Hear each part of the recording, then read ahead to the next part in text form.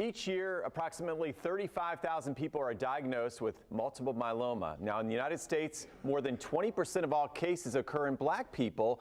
And while MM, or multiple myeloma, is often diagnosed in people over 60, black people are typically diagnosed 5 to 10 years earlier than other ethnicities. Okay, so let's welcome Tiffany Williams and Tricia Elam Walker here to share an important campaign. They have teamed up, and campaign is going to help raise awareness on this rare blood cancer. So let's start with Tiffany. Welcome to the show. What brought you into the doctor when you were diagnosed with MM? Good morning, and thank you. A sudden and severe onset of back pain is what led to me seeking an appointment with my doctor. It wasn't a very typical type of back pain. As you mentioned, I was 46 years old, and I knew something wasn't right. I knew I hadn't hurt my back, and I knew I needed to see someone. Right, and what are some of the symptoms people should actually look out for? One of the most common presenting symptoms is low back pain or bone pain in general, fatigue, frequent infections. But as you know, those are common symptoms for many things. So, and there are only a few of the presenting multiple myeloma symptoms. So it's different for everyone. And I think the message would be you have to listen to your body and seek care when something isn't right. Yes, definitely good advice. You do need to listen to your body. I know it's easier said than done. Now, Tiffany, can you talk about your early diagnosis and treatment? How was that critical to your care?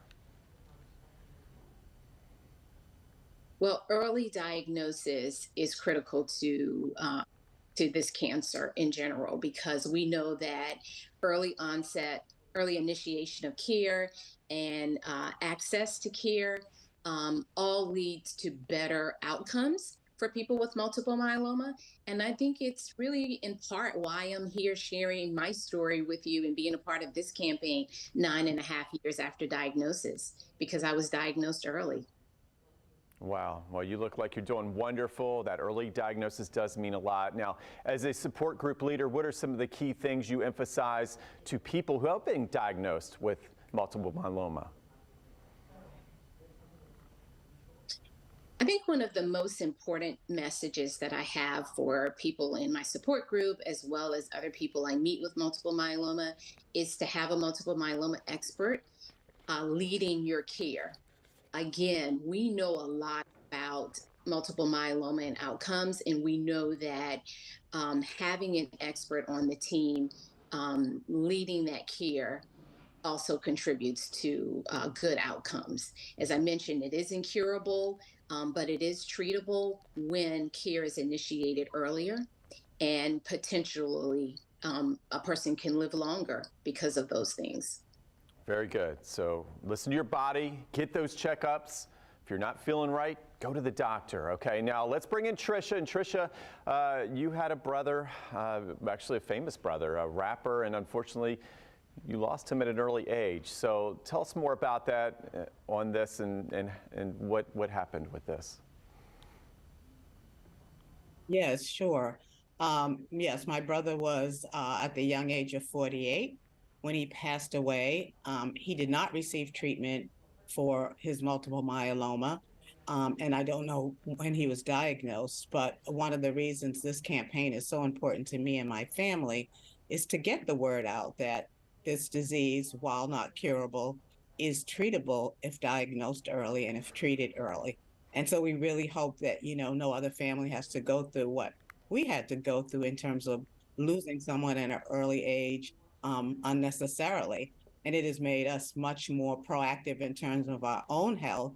I recently had my blood checked and did find out that I had a low white blood cell count that could possibly, lead to multiple myeloma. So I'm now having my blood checked regularly and reminding members of my family to do the same.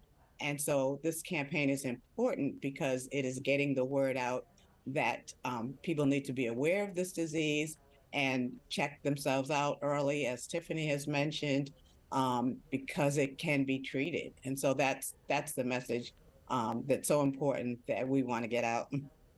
And Tricia, that's wonderful what you're doing, spreading that awareness. This experience really definitely impacted your family, and it's wonderful seeing you help so many other people now. So tell us more about this campaign now.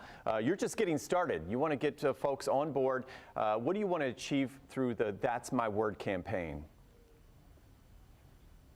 Yes, we definitely want to, as mentioned, spread the word as far as we can, particularly in the African American community where there are health disparities, as you mentioned in the intro. We want people to go to that'smywordmm.com or to follow That's My Word MM on Facebook and Instagram and make their own promise and join this campaign and help spread the word about this disease that affects so many, but does not have to be deadly because it can be treated if diagnosed early and if treated early. Very good. Giving a lot of folks some hope. That's what it's all about. And Tiffany, where can viewers go for more information to join in on this important campaign? We want everyone to join the campaign and make their myeloma promise, and they can do that by visiting hashtags That's My Word MM or hashtag MMPromise, or you can visit the website at that'smywordmm.com.